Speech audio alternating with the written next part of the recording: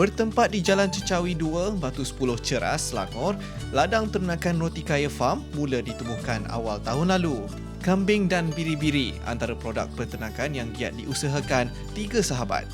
Kerjasama Datuk Asmawi, Hamzi dan Syarizan bermula apabila Datuk Asmawi iaitu anak kelahiran Felda ditawarkan oleh Majlis Belia Felda untuk bekerjasama dengan beberapa belia dalam meluaskan aktiviti penternakan kambing yang diusahakannya sejak 2 tahun lalu.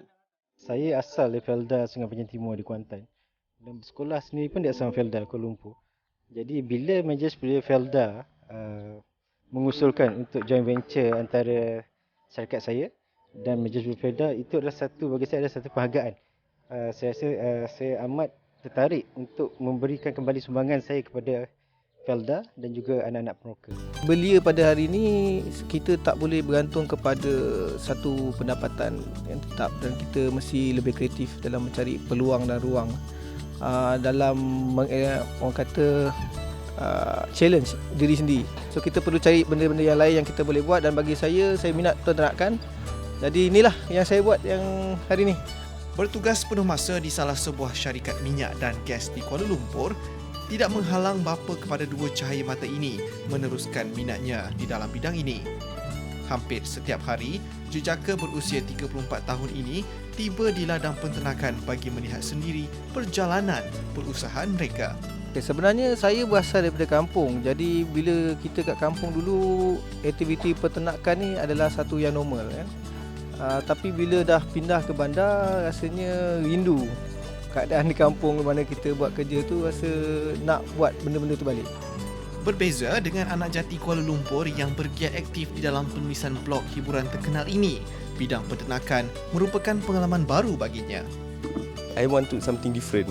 Something yang benda-benda yang untuk market orang Melayu sendiri. So saya rasa ternakan adalah salah satu yang paling bagus dan paling baik sebab sejak buka ni hari-hari ada orang datang. Hari-hari ada orang tempahan sebab demand dekat Lembah Kelang ni besar. Haiwan ternakan ini diberi daun pelepah sawit sebagai makanan harian sebanyak 3 kali sehari. Setakat ini, kambing dan biri-biri diperoleh daripada ladang peternakan Datuk Asmawi di Kuantan, Pahang.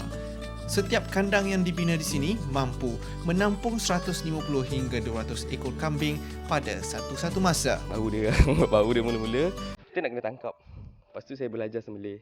Pergi kursus sembelih sendiri. Lepas tu lepas pergi kursus sembelih, kita orang belajar melapah. Saya tak pernah langsung melapah sebelum ni.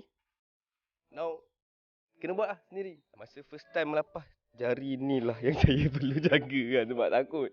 Mula-mula tu feel awkward a bit. Macam banyak darah kan, macam selalu tengok orang buat korban kan. So and then now kena buat sendiri. And then dengan staff sebab kena belajar juga sebab every business yang kita buat kita kena tahu juga. So okey lah, tapi alhamdulillah tak ada geli, tak ada apa, because kita tahu benda tu mendatangkan rezeki dan itu perniagaan kita kan. Tak adalah serumit mana, kita perlu menjaga makan dan minum. Cuma dari segi penjagaan tu kebanyakan masa diluangkan untuk membersihkan kawasan kandang tu sendiri. So kita sebab customer datang, so kita tak nak bau tu mengganggu kita punya pelanggan. Secara langsung kesihatan kambing jugalah.